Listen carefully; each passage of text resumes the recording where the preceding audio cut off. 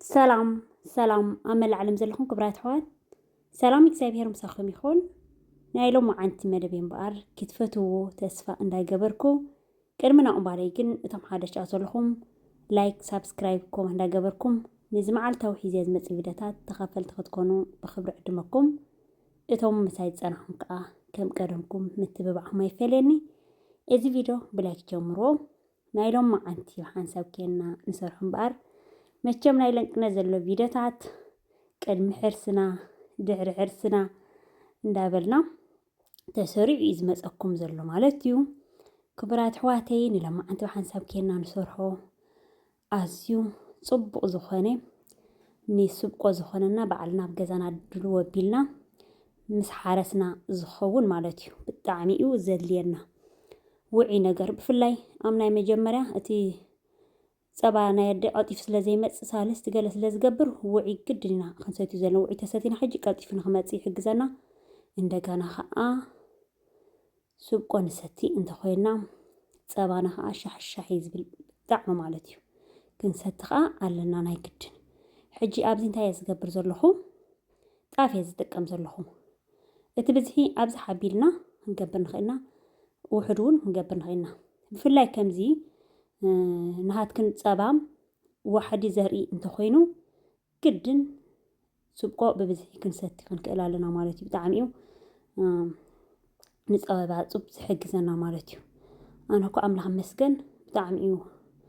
ካብ ዓቐን ላዕሊ ጽቡቕ ዝመጽ ማለት እዩ ግን ከዓ ከሰቲ ምኽንያቱ ዝኾነ ዓይነት ተወሳኺ ኣነ ኣይገብርኒ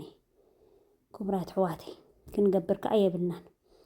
ጸባና የደት ዝበለጽ ንደቅና ንጥዕንኦም ሰዓል ዝበሃለይ ሒዞም ውፅኣት ደረስኒ ዶ እንታይ ዝበሃል ሰቲ ተኾይና ነስዮም ተኾይና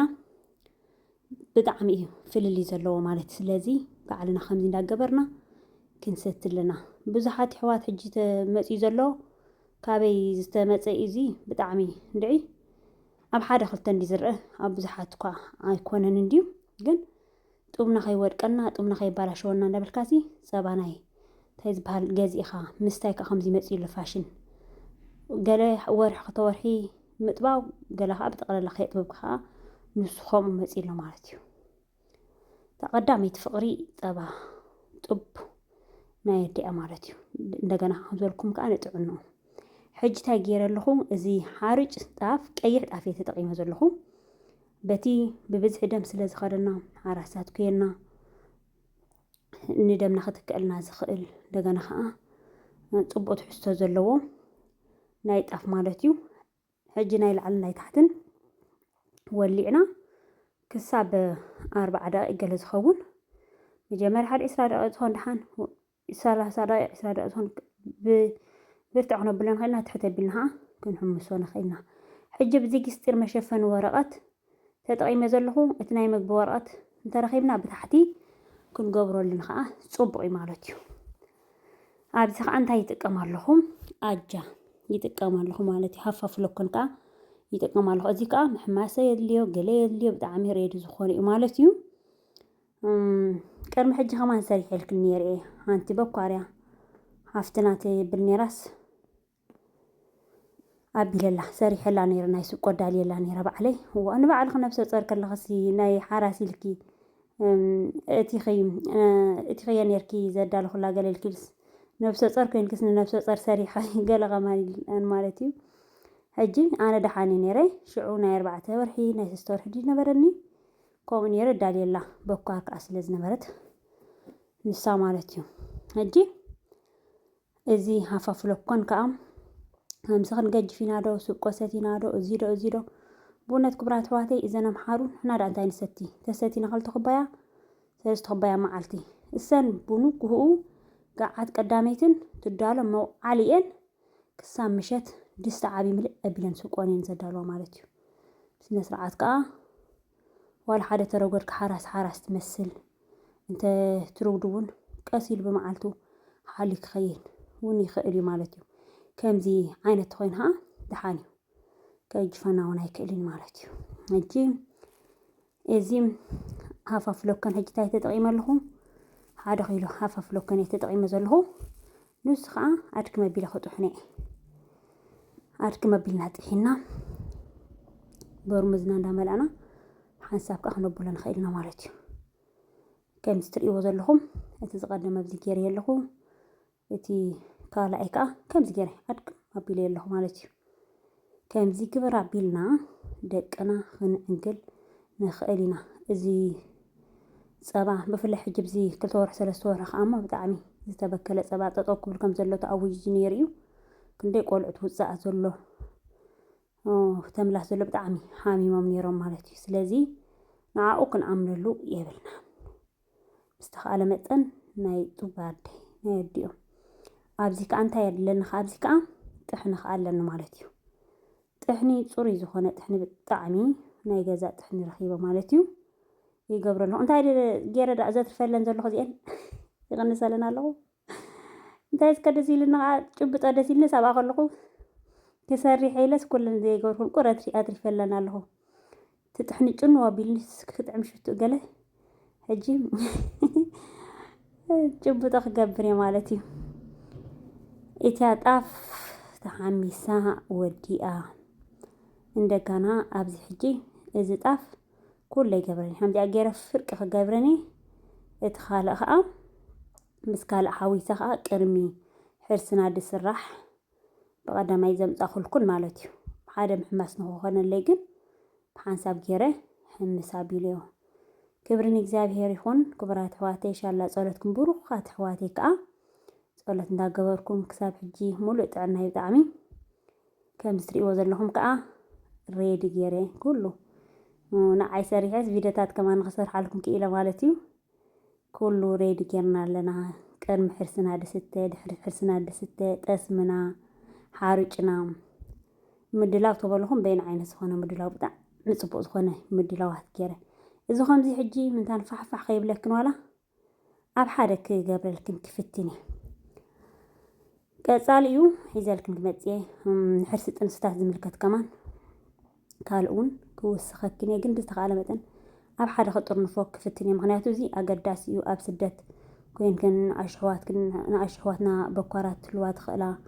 ዋላ በኳራት ይኹን ጋሻ ዓሻ ኢኻ ትቕየር ማለት እዩ። ስለዚ እዚ ብጣዕሚ ኣገዳሲ ስለዝኾነ ኩሉ ብሓደ መዓልቲ ክጥርፎ እየ። ኣብ ሓደ ጠሪፈ ሽዑ ንታርሽም ፋሕፋሕ ንኸይብለክን ማለት እዩ። ከምዚኣ ጌርና ሕውስውስ ነብላ። እቲ ጣፍ ግን ንኸየባላሽወልና ክዝሕል ኣሎ ቶታል ክዝሕል ኣሎ። ብውዒቶ ጌርናዮ ክባላሸወና ይኽእል እዩ። ሕጂ ኣብዚኣ እንታይ ይገብር ኣለኹ እዚ ናይ ጾም ፀባ እየ ዝጥቀም ዘለኹ ኖርማል። ሕጂ ናይ ግዜ ጾም እንዲና ከዓ ዘለና ጥራይ ንዓኹም ከሪአክን ነበር ከምዘን ክሰቲ ገለ እኳ ታርሽም እንዲ ቬጋን ዝብል እዚኣ ተጠቒመ ኣለኹ ማለት እዩ። ብዙሕ ኣይጥቀምኒ ከምዚ ካልእ ናይ ጾም ኮለስ ካልእ እየ ዝጥቀም ነይረ። እዚ